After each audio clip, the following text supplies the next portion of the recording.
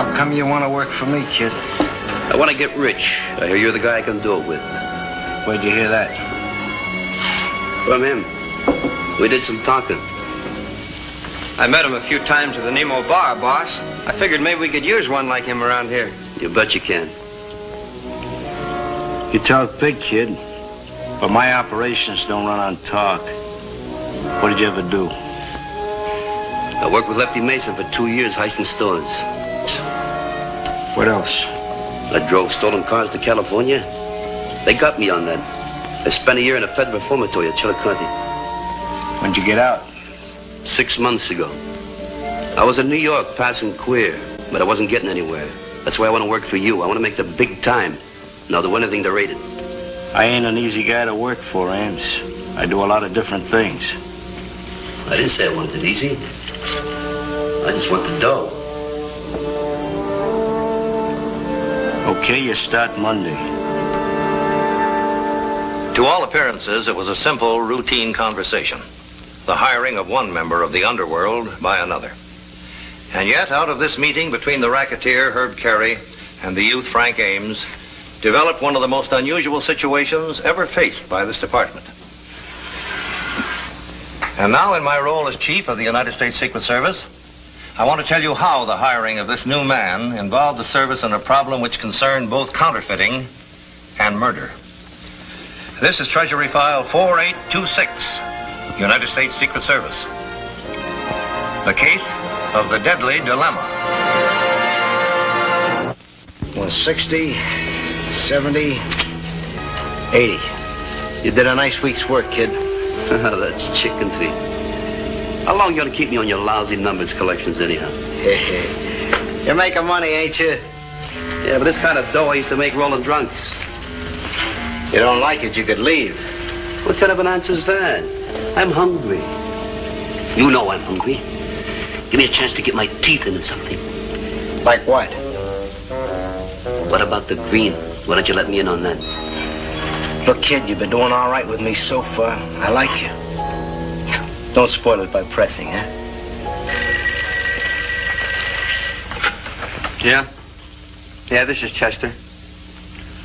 For you, boss, the Ogden dame.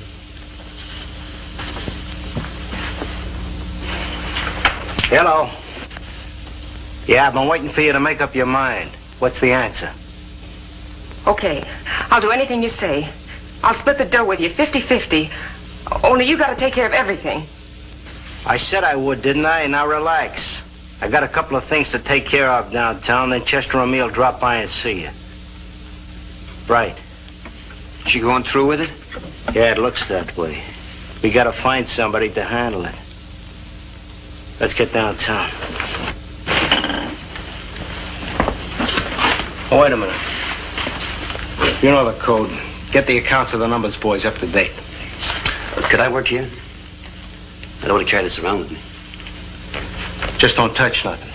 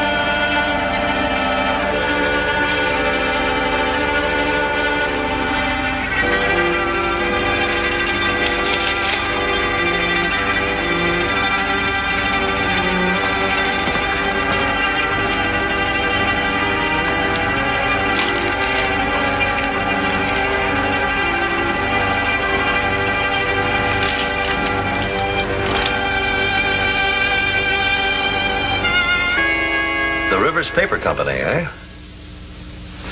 Well, what's the connection, Dalton? Does Ames think that the Carey outfit might be getting their paper there? Well, he wasn't sure, sir. He was just reporting on what he found in Carey's desk and passing it on for what it was worth. He's still having trouble getting information.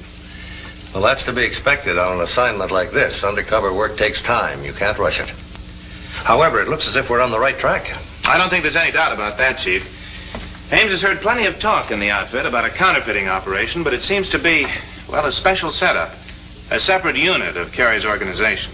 And he's had no indication so far as to where it might be located or what jobbers are distributing the counterfeit bills. No, sir. The new tens are still showing up in a widely scattered pattern. So far, we haven't been able to pick up any passers. What about the fives? Activity's died down a little. They might be getting ready to print up a new batch. All right, Dalton, keep me informed on all new developments with Ames and run down this lead on the Rivers Paper Company. It may be a good one. Upon investigation by Agent Dalton, the Rivers Paper Company was found to be a legitimate corporation engaged in the manufacture of stationery of all kinds. Dalton obtained samples of the various bonds which the Rivers Company manufactured and sent them on to Washington for analysis. It was here that an important discovery was made. One of the samples was found to be the identical bond number paper used in the counterfeit $10 bills. Upon receipt of this information, Dalton began an immediate investigation of all the companies and individual buyers who had purchased bond numbers XB42 from the Rivers Company in the past 6 months. And one of them, the Acme Engineering Corporation, proved to be non-existent. Checking with the shipping foreman at the Rivers Company, Dalton then learned that the so-called Acme Corporation had always picked up its own orders with its own truck and its own driver. And after searching through the files of criminals with counterfeiting records, the foreman was able to identify this truck driver as George Troy, an ex-convict whose present whereabouts were unknown. If we're going ahead with a new batch, you'll have to let me know. Keep your shirt on, George. I'll get in touch with you as soon as I've lined up the buyers. And listen, I'll call you. Right. Who's George? Works for me. Yeah, another one of your operations, huh? Maybe. You're full of them, ain't you? When are you going to start using me on one of these shakes? You keep promising to let me in on one of your counterfeiting deals, but you never do anything about it. How about a little action, huh? That's what I'm saving you for. Action. As a matter of fact, I got a job for you if you could handle it. You make the grade on this one and you could write your own ticket with me. What's the deal? You know I ain't never chickened out on you yet, have I? What do you got in mind? I want you to take care of somebody for me. For $1,000. What? You wanted to prove what a hotshot you were. Okay. This is it. You mean you want me to rub somebody out? Yeah, that's what I said. What's the matter? Don't you like the idea? I thought you had nerve. Well, sure, but this ain't exactly my line, Carey. Shouldn't be too tough to handle if it's done right. Especially for a guy like you that ain't even known around here. Cops wouldn't be on you in a million years. I don't know about that, Carey. Okay. You got cold feet, say so. I'll get somebody else to handle it. Except this is the end of the line as far as I'm concerned. You don't do this job for me, you don't work here anymore. Well, now, wait a minute. Now, look, kid. I don't like four flushes. You got something on the ball, you go places with me.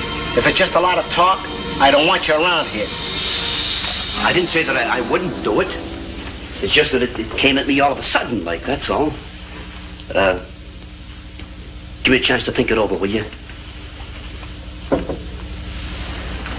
Okay. You got until tomorrow morning. There's your hat. Beat it.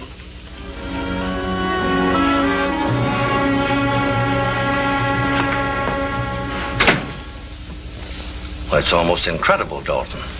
Carey actually wants Ames to commit a murder for him. He came right out and said so in that many words. He offered him $1,000, and Ames has until tomorrow morning to make up his mind. Either he takes the deal or he doesn't work for Carey anymore.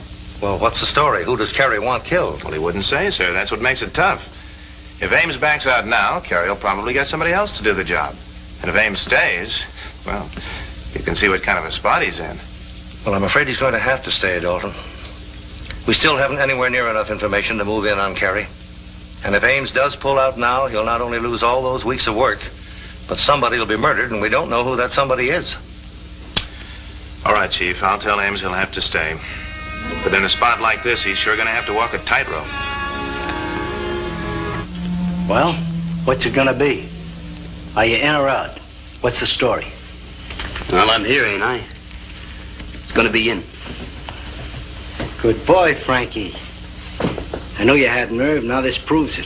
From now on, you and me are gonna get along just fine. Quit soft-soaping me, will you? I'm only doing this for one reason, that's the dough. Now, who's this guy you want me to knock off? What's his name? Guy by the name of Ogden. Come on, I'll take you over to his apartment. Introduce you to his wife.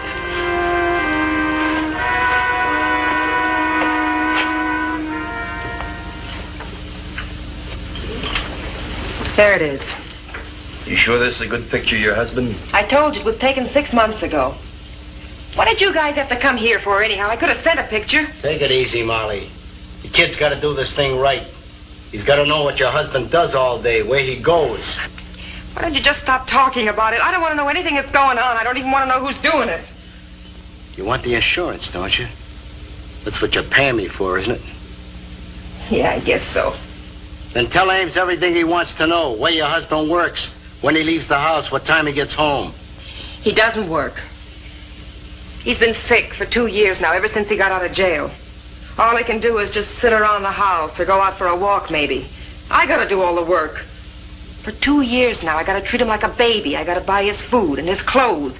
Sling hash 12 hours a day so he can live maybe a couple years more.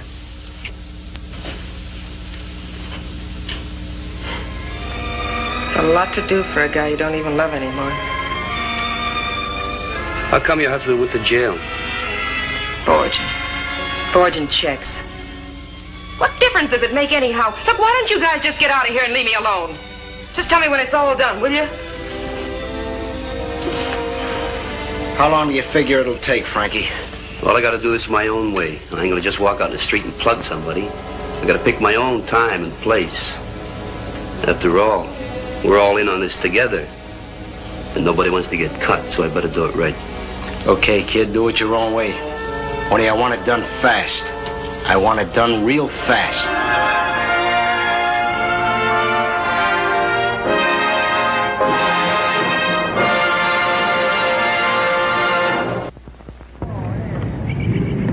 Mom, Barb, Patty, Larry, is anybody home? Kathy Langley's always bringing home news.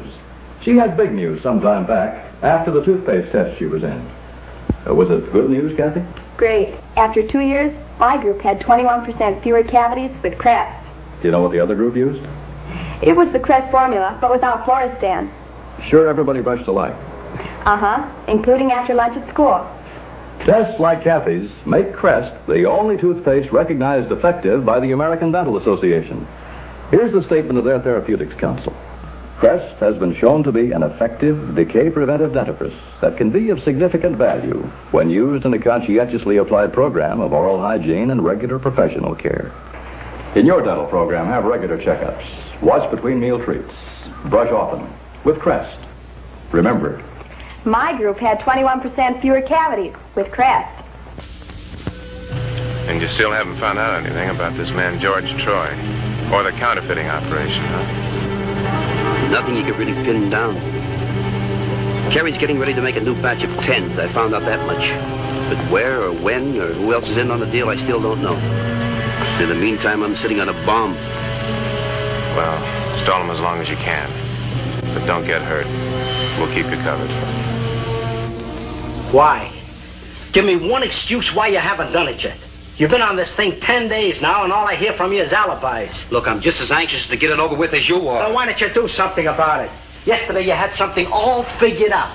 Today you don't like it. 3 days ago it was the same thing.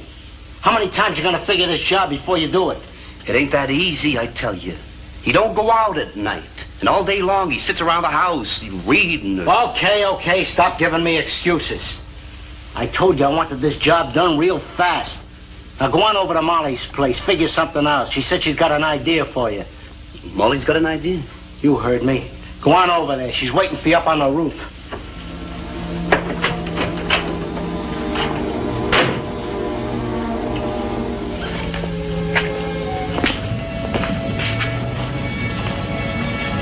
He comes up here all the time, especially these hot summer nights.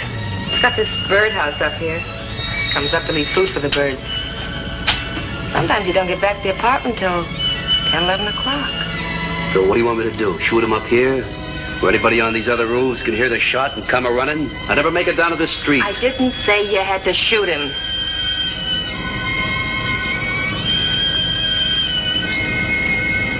It's 6 flights up. I don't get it. Oh, for crying out loud, do I have to tell you everything?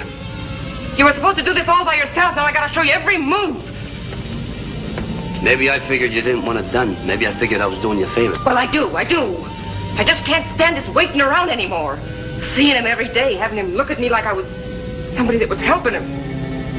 They might go through with it, Molly. How you gonna feel after it's all over? You leave me alone. I want it this way. Look, I want some kind of a life. Every time you put it off, Look, the guy is sick. He gets dizzy spells. All he'd have to do is come up here some night when nobody's around and... Well, it could happen like that, couldn't it? All you'd have to do is just... With just one little push.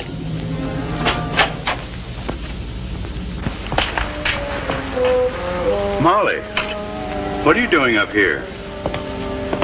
I thought you were at the movies. Well, I changed my mind.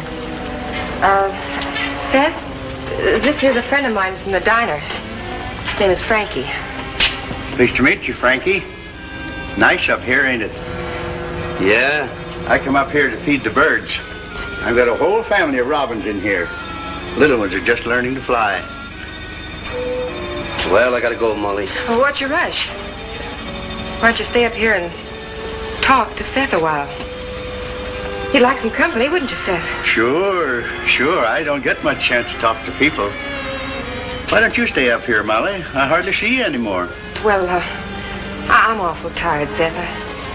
I think I'll go get ready for bed.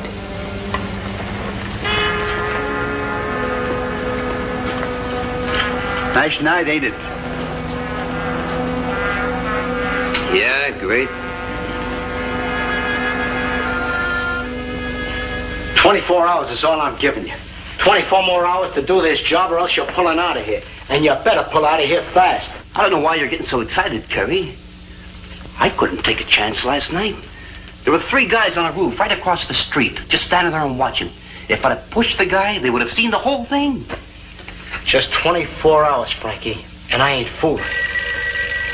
Answer that.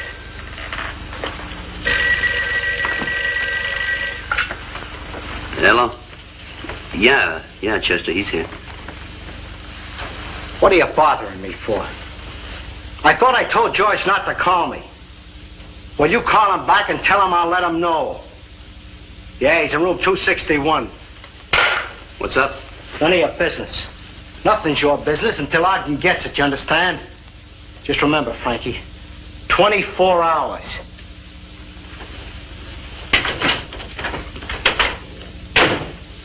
On the hunch that the name George, which Carrie had mentioned on the phone, might possibly be George Troy, the truck driver who had picked up the paper supplies from the Rivers Paper Company, Ames telephoned Agent Dalton and notified him that George Troy might possibly be staying at a local hotel in room 261, the room which Carrie had spoken of.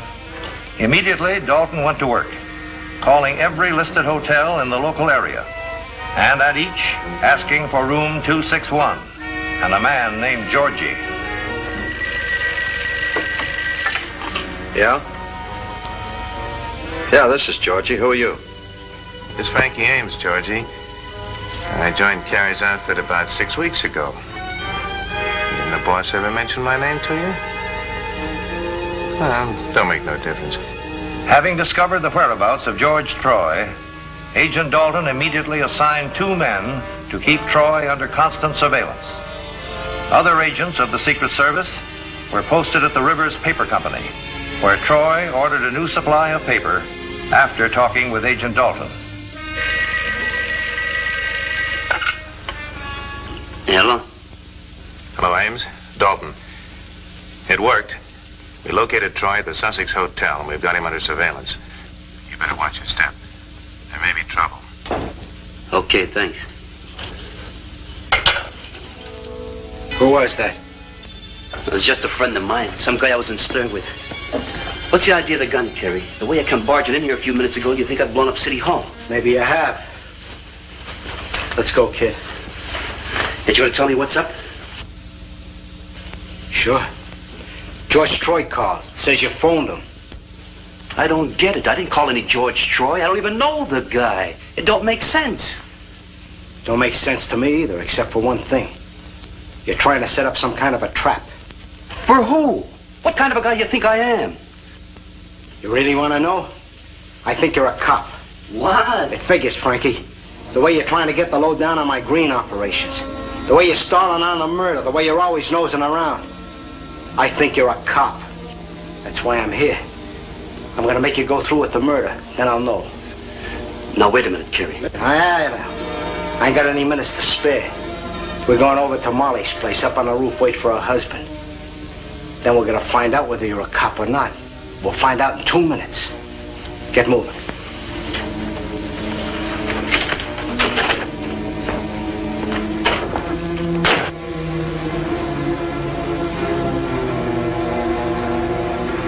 He ain't coming up, I'm telling you. We're gonna stand here all night for nothing. All right, so we'll stand. You just stay where you are. Molly told me on the phone he never misses. What do I care what it sounded like to you? I got a right to go where I please, haven't I? Sure, Molly, sure. Only I just get a little lonely for you, that's all. You'll be all right, Seth. Why don't you go upstairs on the roof? Feed your birds. You're a little late tonight, aren't you? Yes, I guess I am. Well, I'll be seeing you, Seth. I'll be back in a couple of days. Molly, anything wrong? You look so, I don't know, funny. Well, Seth, I gotta go. Well, Molly, ain't you going to kiss me goodbye? Sure, I'll kiss you goodbye.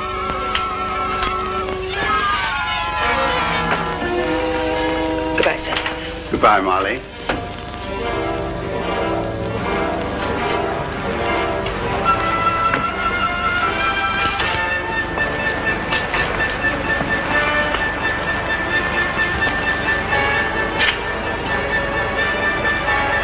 Okay, kid, do your stuff.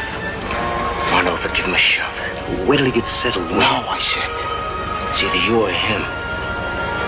Come on, make it fast. Wait, oh, hello, Frankie. What brings you up here? Oh, I just thought I'd come up and get some night air. Fine, great. Come on, let's sit down and talk a while. I don't like to sit so near the edge. Besides, I'd like to look at your birds, huh? Sure. The robins have all gone now. In a couple of weeks, they'll be making nests of their own. Funny, ain't it, how they stick together when they're real young? Pick him up and throw him over the ledge. I said pick him up and throw him over the ledge, or do you want me to give it to you? Come on, move! Move!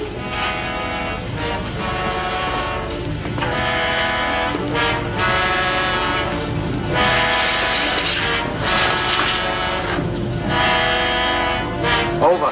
I said over.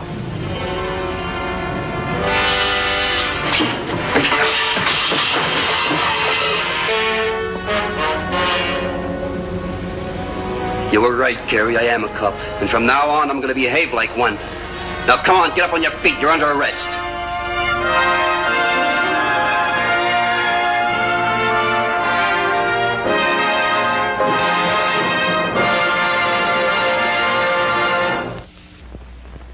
Look who's here. It's Mr. Clean with a giant bargain offer. 13 cents off on every giant bottle. 13 cents off. Just like getting 2 big jobs of Mr. Clean cleaning free. He'll clean up a whole bathroom full of grime like this, free. Watch Mr. Clean just swish it away. Then he'll clean a whole floor full of dirt like this, free. He'll make it sparkle faster and easier without rinsing. Yes, wherever, whatever you clean, now's the time to get Mr. Clean himself. Mr. Clean gets rid of dirt and grime and grease in just a minute. Mr. Clean will clean your whole house and everything that's in it. Mr. Clean, Mr. Clean, Mr. Clean. Now, while this offer lasts, get free cleaning jobs, save 13 cents on every Giant bottle. This unusual case had an unhappy ending for all parties concerned, including Agent Ames, who tried so desperately to save Seth Ogden's life. The blow which Ogden received on the roof that night was not fatal in itself, but his health was so poor he never recovered from it.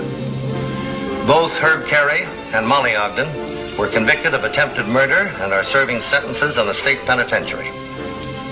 As for the other members of Carey's gang, George Troy and Chester Palmer were picked up when they tried to avoid arrest by fleeing to the gang's hideout, an upstate farmhouse, with a counterfeit plate, several $1,000s in counterfeit bills, and 4 other members of the gang were also picked up.